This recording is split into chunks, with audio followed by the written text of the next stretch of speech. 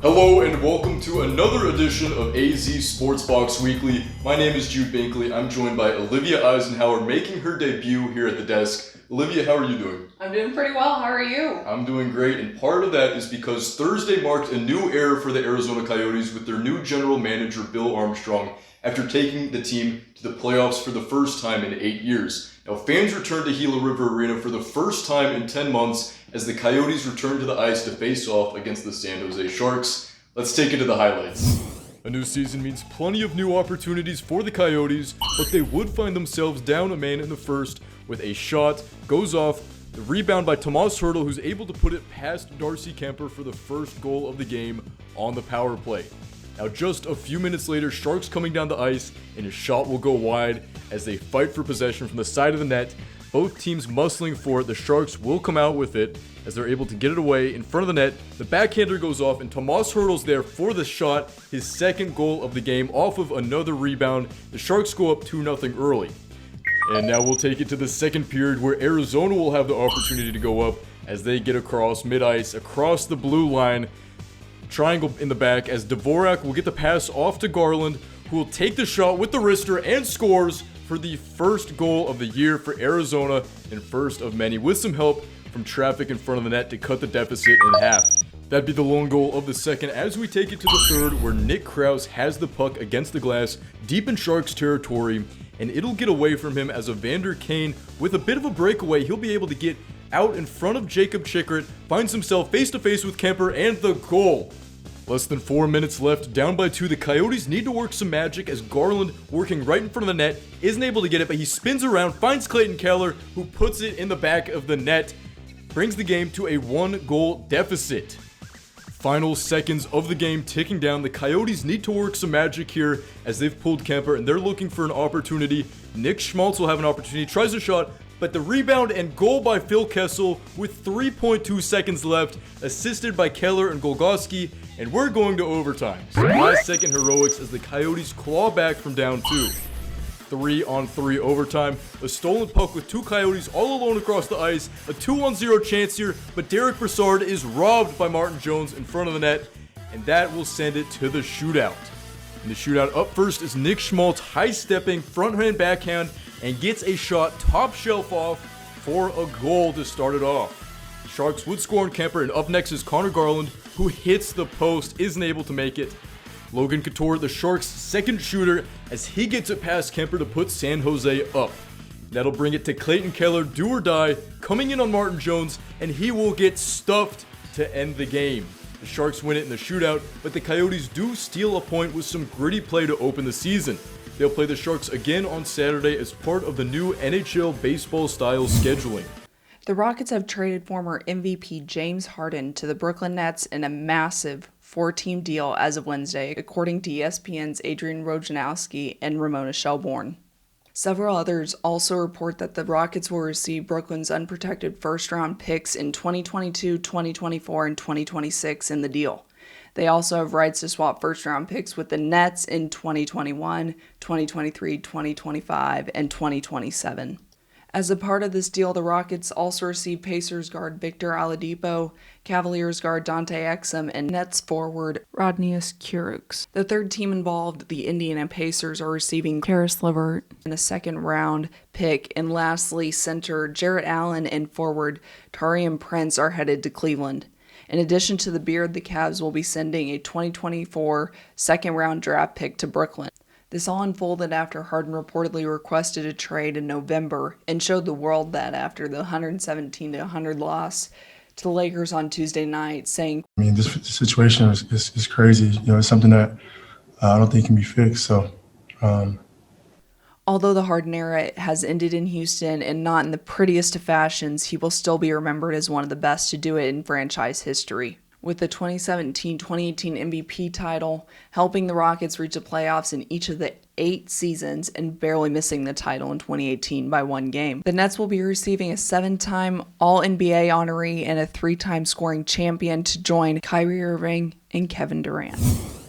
This week brought us the close of a college football season unlike any other, as the Alabama Crimson Tide and the Ohio State Buckeyes met in Miami for the College Football Playoff National Championship. While it was Buckeye coach Ryan Day's first appearance in just his second season at the helm of the program, the Crimson Tide and Nick Saban were all too familiar with the national spotlight. Throughout the season, Ohio State had to fight for every chance to play, having the season originally canceled in the Big Ten, a decision that the Pac-12 chose as well. COVID canceled multiple games, including their historic rivalry against Michigan, and would have kept the Buckeyes out of the Big Ten championship if it weren't for the conference amending its rules. Yet, the Buckeyes persevered, going perfect in the regular season and winning a revenge game against Clemson and Trevor Lawrence in the Sugar Bowl, the third time the teams have met in the college football playoff. At the same time, the Crimson Tide was rolling, going perfect in their all-SEC schedule and handling Notre Dame in the Rose Bowl game. Devonta Smith, Mac Jones, Landon Dickerson, Najee Harris. Awards were handed out like Halloween candy to the talented roster. This year's squad under Nick Saban may go down as one of the greatest offenses of all time.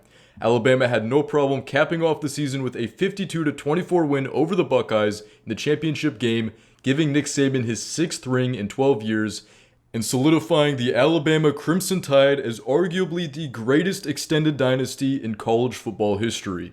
For Nick Saban, it's rinse and repeat, as every recruiting class he's had at Alabama has brought a title back to Tuscaloosa.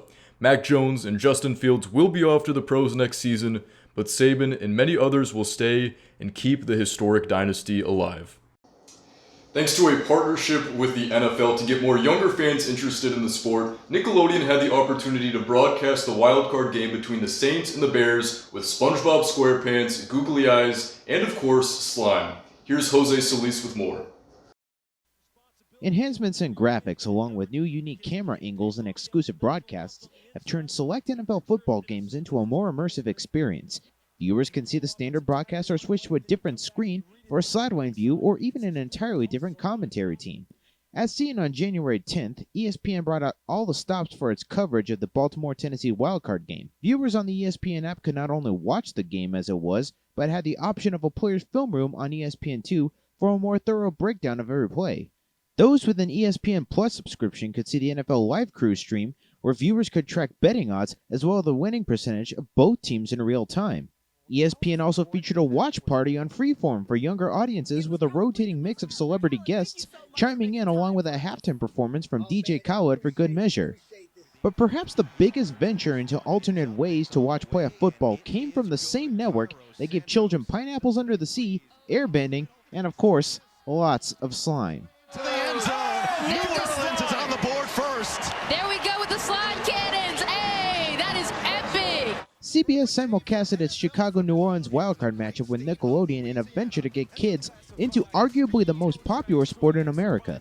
The combination of professionals Noah Eagle and Nate Burleson with Nickelodeon stars, cartoon effects, and again, lots of slime, proved to be a resounding success. Dumps it off. Latavius Murray has some space in front. Makes a man miss, and he's into the end zone. There's the slime. The key questions now are, will this format stay, and could other children's TV networks pursue a similar idea with different sports? That's certainly a possibility. Ratings for Nick, Disney Channel, and Cartoon Network have been dropping for some time. But maybe all it takes to get more eyes on the screen is making football flashy and friendly for everyone. However, it's safe to say Nick will always have the advantage in slime. For AZ Sports Box, I'm Jose Solis. Well, we had a very exciting Super Wildcard weekend last week in the NFL, and now we've got a great slate of games for the divisional round of playoffs. I'm joined here at the desk with NFL analyst Jose Solis. And let's start off with what kind of felt like a fever dream last week with the Browns handling the Steelers pretty decidedly. And this week on Sunday, they'll play off against the Chiefs. What can you tell me about that game? Well, obviously the Steelers will not be the Chiefs, and the Chiefs are not the Steelers. The Chiefs don't need to pass the ball or chuck it into the air 500 times or Lord knows how many times in order to compensate for the fact that being 11-0 was, in hindsight, a complete and total fluke.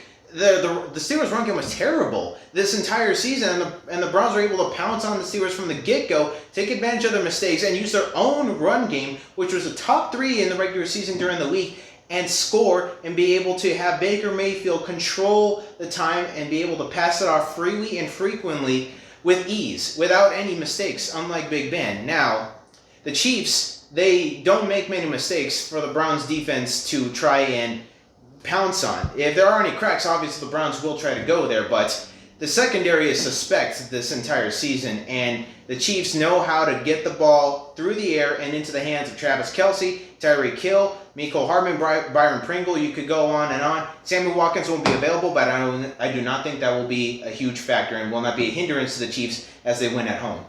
All right, I'm with you with that Chiefs win, but the Browns do seem to thrive when they're underdogs. The dog pound as well, and we saw that a lot last week. Moving on to a game that I'm very excited to see, some great offensive minds in coaching. Sean McVay and Matt LaFleur, who was previously with the Rams in 2017 when Sean McVay took over, should be an incredible game. Aaron Rodgers has a flame lit under him, kind of on a revenge tour as well. Aaron Donald, we do know, will be back, the best defensive player in the league in my mind. And Jared Goff with some questions around his injury. John Wolford went out starting last week, went out in the second drive. Jared Goff will be back with Blake Bortles behind him. But I think, especially going to Lambeau for the Rams playing in a cold weather game, I think they are going to lose by a touchdown. I think Green Bay does move on. Yeah, I agree with you there, Jude. Aaron Rodgers, obviously a man on fire. He's been making the most out of whatever he has. A lot of fans for the Packers would like to think they would have drafted better options, especially at wide receiver. They drafted a quarterback and a running back instead. But still, the Packers have been able to thrive anyway. They've been making the most of it. Aaron Rodgers in particular, because he's the man and he's just a catalyst anywhere he goes. Obviously, he's been with Green Bay his entire career, but he's just that good of a quarterback. And Rams defense, as great as it is, they're not a cold weather team. So I'm agreeing with you there that it will be close, but the Packers will win. Well, you said Aaron Rodgers the man. I disagree a little bit. I think Tom Brady's the man, and we're going to see an incredible quarterback matchup on Sunday. Breeze versus Brady, round 3 as the Bucs play the Saints. What's your take on this game? Enjoy it, because this might be the last game that Drew Brees ever plays. Tom Brady, of course, probably still has a couple of years. But I think an X factor as far as the Saints offense goes, Deontay Harris. It was very important last week against the Bears. It was a slow game for the offense for the Saints, but Alvin Kamara, it's only a matter of time. He is inevitable. So short pass situations, which is what's helped the Saints a lot as Drew Brees continues to dwindle. Even though he's still a great quarterback, that's going to help. But the Bucs defense has to take away the run game. They're very good at that. The run stop has been pretty good this entire season overall. They can make Alvin Kamara one-dimensional, or rather the Saints offense one-dimensional, even at that point, the Saints are still dangerous. I think there's a chance for the Bucs to stall the offense and allow Tom Brady to do the rest, because he has years upon years of experience. The playoffs are his second home. So I think playoff Tom is going to show up and give Drew Brees a fight in round 3. And I think, I will be bold in saying this, they are going to pull off the upset in the Superdome. All right. Well, you mentioned the Superdome, and Drew Brees. I'd like to see him go on a nice run in his final season, but in these past few years, the Saints have choked away at the Superdome. But I don't think this is the year. I think Brees and his team and everyone there is really going to push on a deep run. And so I'm going to go against you. I'm going to say the Saints win this game. And finally, the last game we're going to talk about on Saturday is the Bills, who have looked unstoppable with Josh Allen versus Lamar Jackson. And I think Lamar Jackson very possibly could run 100 yards in 2 consecutive games. We saw that last week. But I think that the Bills and Josh Allen in their passing game, in their running game, in their entire offense is going to carry them. I think Bills Mafia, they are going to win, beat the Ravens, and move on. Jose, what do you think?